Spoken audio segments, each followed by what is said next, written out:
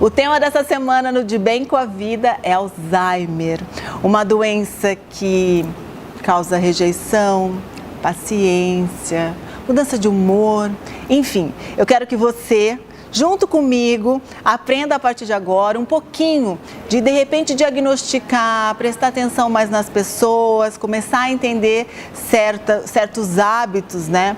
E para isso, eu convidei a Sabrina Scarpari, a minha amiga, que vai dividir um pouquinho comigo esse tema.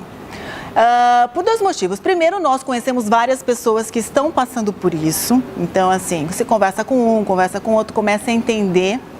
E também ela está passando por um momento dessa na família dela. Então, ela vai tentar, junto com a gente, a descobrir um pouquinho de como lidar com essa situação. Ela também vai aprender um pouquinho com os nossos profissionais da área da saúde, que vai estar explicando. Obrigada, Sabrina, de você ter aceito. Obrigada a você. De estar, de repente, expondo, né, uma doença que, infelizmente, está cada vez maior.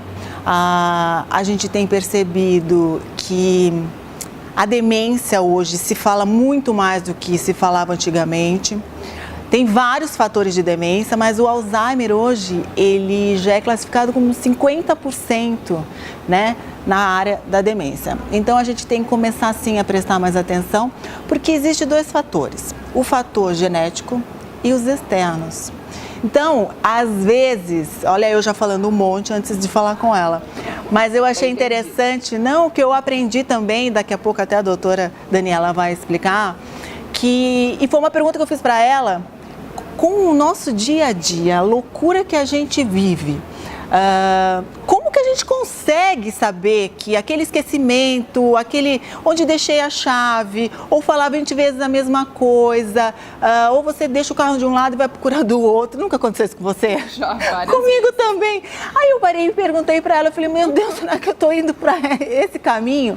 Então, é uma doença que precisa de um diagnóstico muito bem, feito por especialistas muito bem capacitados. Porque realmente hoje é muito difícil você separar uma coisa de outra.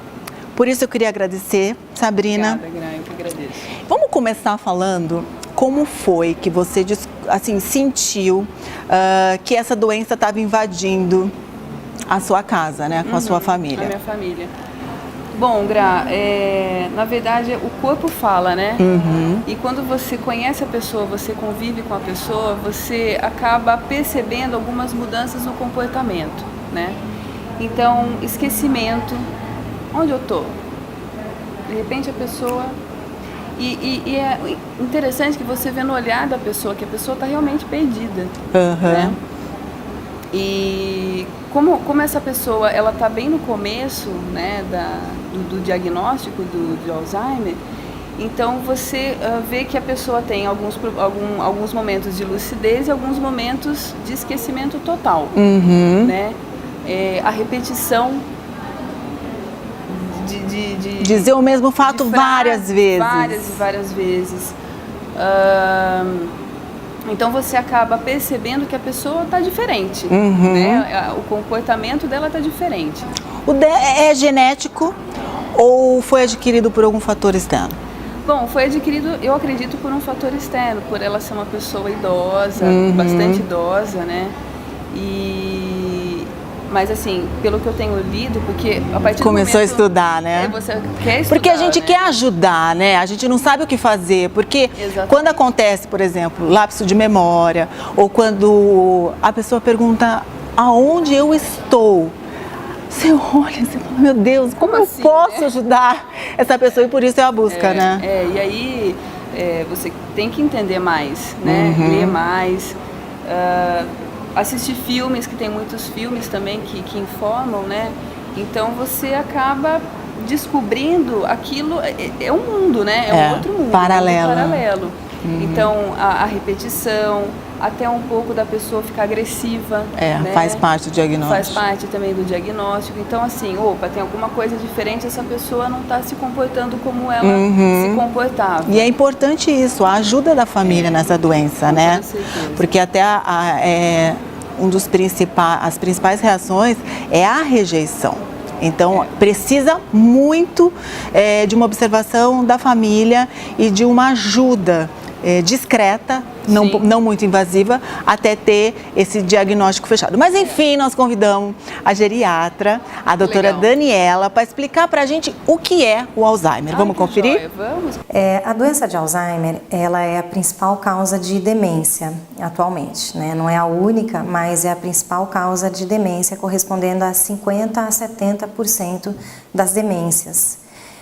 O que são as demências? As demências são disfunções cerebrais que cursam com déficits das funções cognitivas, ou seja, perda da capacidade de realizar algumas atividades cerebrais, como perda de memória, perda de orientação no tempo e no espaço, perda do raciocínio para resolver problemas, dificuldade para fazer contas, dificuldade para fazer o julgamento de diversas situações, talvez dificuldade para reconhecer objetos, para lembrar nomes, palavras, e tudo isso caracteriza as demências. Para nós fazermos o diagnóstico de demência, essas alterações precisam representar uma deficiência em relação ao nível prévio de funcionamento daquela pessoa. Por quê? Porque existem pessoas que sempre tiveram dificuldades para gravar nomes, para gravar telefones, gravar endereços, ou sempre foram ruins com fisionomia. Então, esse já é o funcionamento daquela pessoa. Então, para a gente fazer o diagnóstico de demência, precisa existir uma perda na capacidade de funcionamento daquela pessoa especificamente. Também é importante para o diagnóstico da demência que essa perda seja progressiva, ou seja, que a gente perceba que está piorando, que não é uma característica estável. É uma perda de memória que a gente percebe que está piorando, que não era assim antes e agora está. Então tem que progredir e tem que ter algum tipo de repercussão na vida daquela pessoa. Então, por exemplo, alguma dificuldade no trabalho que a pessoa não tinha antes começa a ter, alguma dificuldade no relacionamento familiar, social, em trabalhos voluntários, em trabalhos manuais, dificuldade para lidar com o computador. Essas dificuldades cognitivas precisam representar um déficit no funcionamento daquela pessoa. Ela tem que começar a ir mal em alguma atividade que ela fazia bem antes, para que a gente faça o diagnóstico de demência. O principal fator de risco para Alzheimer é a idade.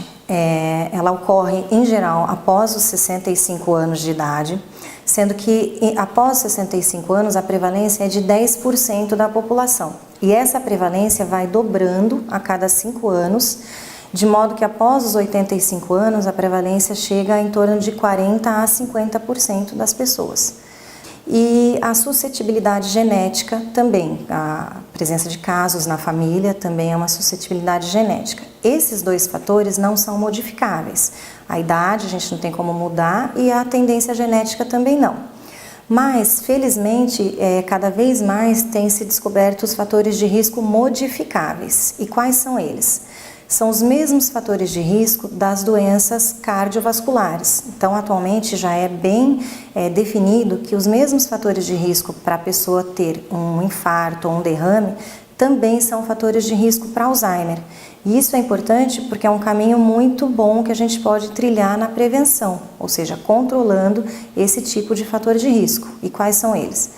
Diabetes, hipertensão, colesterol são fatores de risco que são importantes, a gente tem que manter um ótimo controle.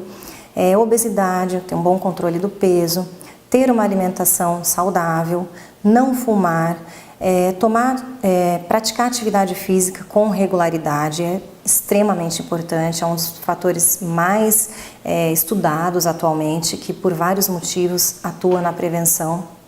Então, todos esses fatores de risco cardiovasculares também são fatores de risco para Alzheimer e a prevenção com o controle desses fatores de risco é muito importante e é uma linha bem eficaz. Também, o que tem sido bem discutido atualmente é sobre a reserva cognitiva e a neuroplasticidade. Ou seja, é importante para a prevenção das demências a gente manter o cérebro sempre ativo, manter a mente ativa, manter sempre realizando tarefas e principalmente tarefas diferentes e, fundamental também, tarefas novas. Por quê? Tem gente que fala que passa o dia inteiro fazendo palavras cruzadas, por exemplo, ou o dia inteiro fazendo crochê, ou o dia inteiro, que é pior ainda, na televisão.